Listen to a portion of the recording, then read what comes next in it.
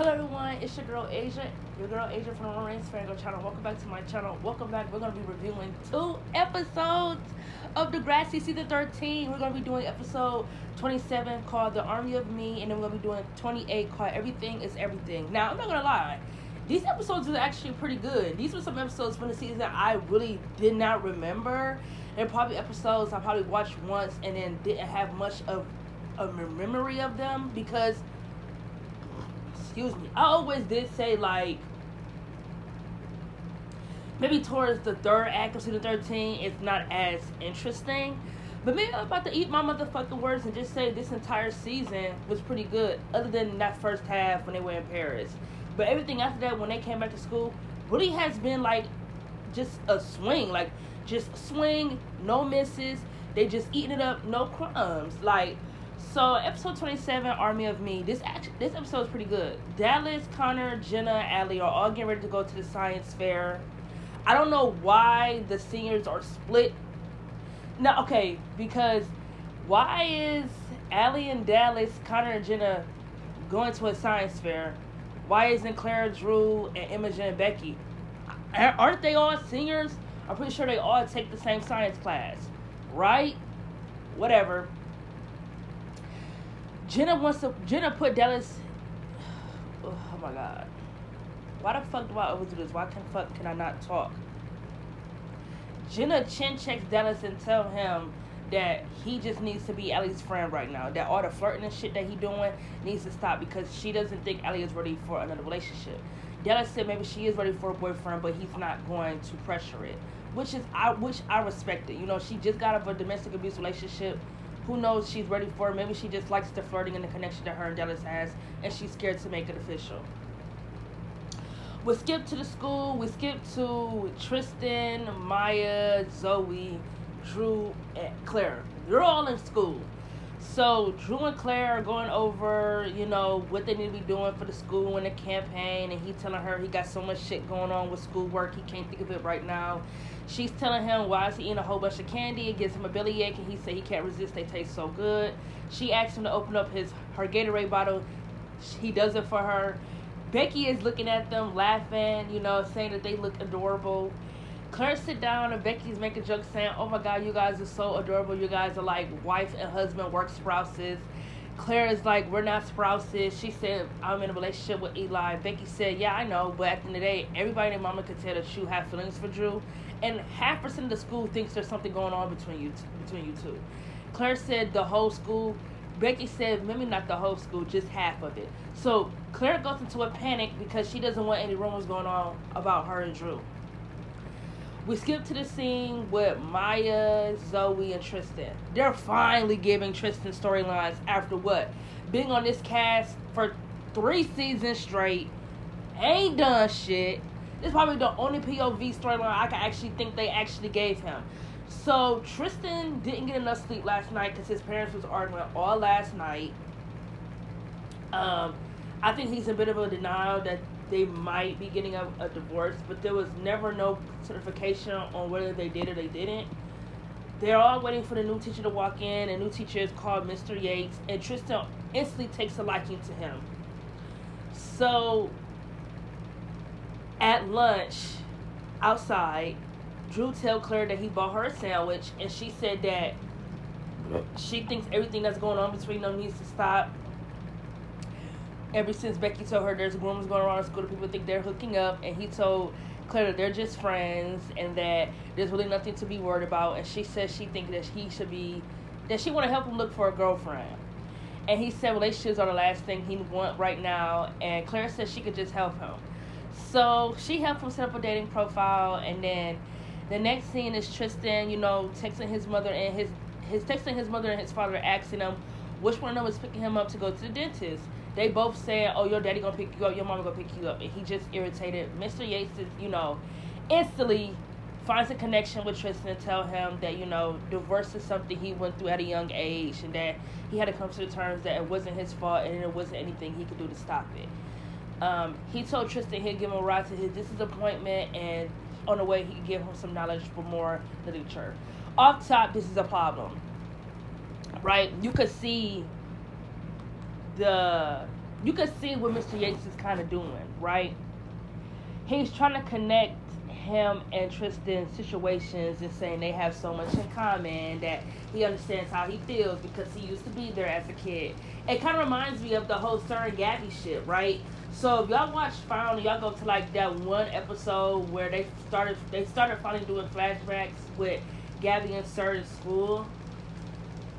Gabby instantly told Sir that she lost her mom at a very young age, and Sir tells her that he lost his mother at a very young age too, right?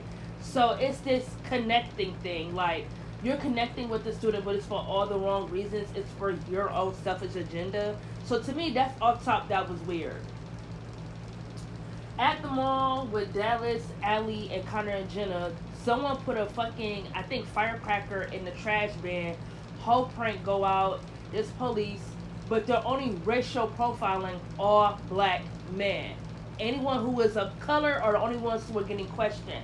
Dallas is in a rage. He's pissed off that the only ones who are in color are getting questioned. He's telling Connor that he's beyond pissed because why are they the only ones getting questioned? And I definitely agree.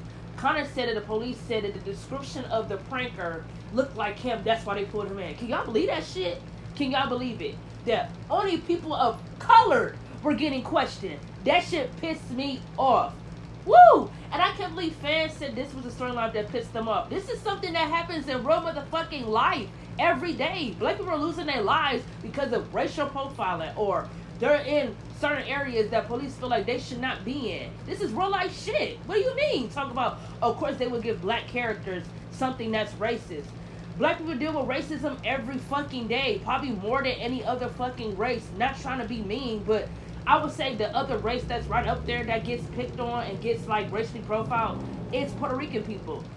Puerto Ricans, Mexicans, they get, hatred too. But don't nobody have it worse than black people. I don't give a fuck what y'all say. We can have a poll, we can have a debate, we can have whatever fuck y'all trying to have. There's nobody in this world who gets more hatred than black people, period. So the fans who are pissed that they gave Dallas and Connor this storyline, this is actually a very fucking important storyline, because this is some shit that happens every fucking day. There's nothing we could do to change it. I would be pissed too if I was Dallas. Like, he was in a rage in that very moment, and I felt where he was coming from, because it's like only niggas of color is getting pulled over and asking questions. What about everybody that was in this motherfucking mall? If that's the case, everybody and their mama should be getting fucking questioned. Don't piss me off. And then we skip to the scene in the classroom, I think. Claire, Becky, and Imogen. So Claire's phone is going off. It's ding, ding, ding, ding because of the fucking dating site. Imogen is the only one who was able to point out what the fuck is really going on. I don't know why it's taking, I don't know why everybody else is so slow, or why everybody act like their eyes don't work. Imogen is the only one to call out what the fuck is really going on and why Claire set up Drew with this dating profile.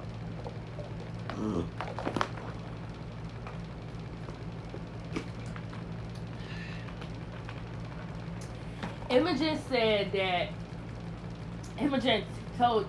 she checked Claire and told her that you're setting up a dating profile because you have feelings for Drew. And Claire said yes, and she said it's like a feeling that she just cannot get rid of, that she just can't shed. And she told Imogen, please don't tell Eli, and she said she wouldn't, and she walked away. Claire starts her own fake dating profile, and it's like typing and saying things about her on the profile, pretending it's somebody else when it's really her. She prints out 3 papers of girls who are interested in Drew, and she's explaining all the females what they likes and everything like that. When she gets to her paper, Drew said it's kind of boring, and he said she didn't even give him a profile picture, so why would he pick her? So he picked the other girl. I don't even know what her name is, and I just got done watching episodes. Her name is something. Maybe I'll try to figure out what it is once I'm done with this review. But he said it's kind of boring. She didn't give him a profile picture, and he picked the other girl and said that she's pretty. Claire felt some type of way, obviously, because she likes Drew, and she thought at least he would pick her. But she said a reason why she didn't have a profile picture is because maybe she's trying to build more of an emotional connection than something rather physical. I said Claire bullshit. So the end of the episode, Dallas and Connor once again they get pulled over because these white cops gonna say, "Oh, this car looks like something they should be driving." Dallas was in a fucking rage, and I felt where he was coming from because it's like this is twice in one day we get pulled over because we're fucking black. I'm over it. I'm over it. He told the cop to kiss his black ass, but the cop didn't hear him. He told the cop to kiss his black ass, and Connor said that he needs to stop because he's being very assertive, very aggressive, and very belligerent, and he don't want to get shot or whatever guy may be. You know, Connor is not trying to lose his motherfucking life, so he's telling that you need to bring it down a notch. You need to stop yelling. You need to stop hollering. You need to stop screaming because you making my anxiety go up. You just need to stop. Connor didn't know that they were being racially profiled. He just thought it was just something that cops do. So I think Connor's stupidity pissed Dallas off even more because he was like, wake up. He said, open your fucking eyes. We're being pulled over because we're black and this is a nice car. They think we stole this car. They put them in for questioning and told them they have to take them to the station, and the episode ends there. This is a pretty good fucking episode. Like I said, I didn't even know. Like, I don't remember this episode at all. Like, I can't even tell you that I remember anything that happened in this episode because I really don't. Like, this was like first time watching for me, and I have watched this season 1,000 times. But like I said, some of these episodes I probably don't remember as much like I do with the other ones where I don't even really have to watch them. I can get on here and make a review.